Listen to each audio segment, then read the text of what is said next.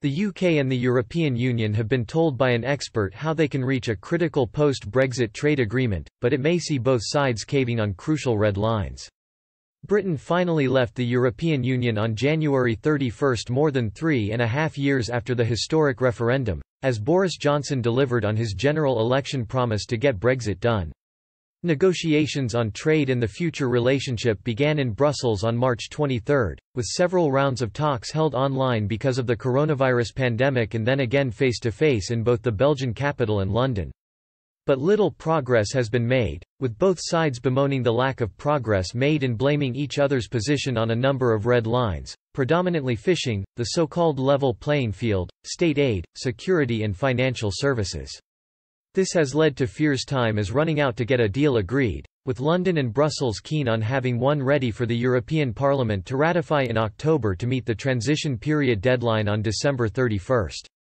But Professor Alex de Ruyter, politics professor at Birmingham City University and director of Centre for Brexit Studies, explained to Express.co.uk how the UK and EU can come to a compromise on a swath of red lines that have so far proved a huge stumbling block in trade talks.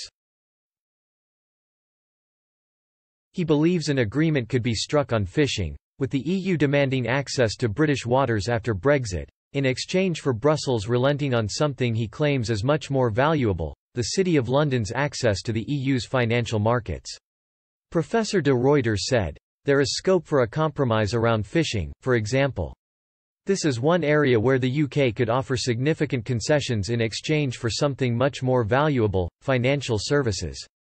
It is also possible there could be a compromise over the role of the European Court of Justice, ECJ. The EU will insist that it remains the ultimate arbiter of EU law, but in terms of trade arbitration not related to this, it is unlikely to have any role whatsoever, i.e., it is possible that we could end up with an independent arbitration mechanism.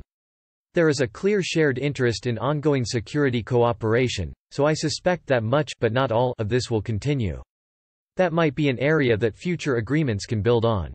The UK government states that it is seeking a looser deal than was originally envisaged, and so there are far fewer areas where EU law would directly apply. As a result, there is no need for ECJ involvement.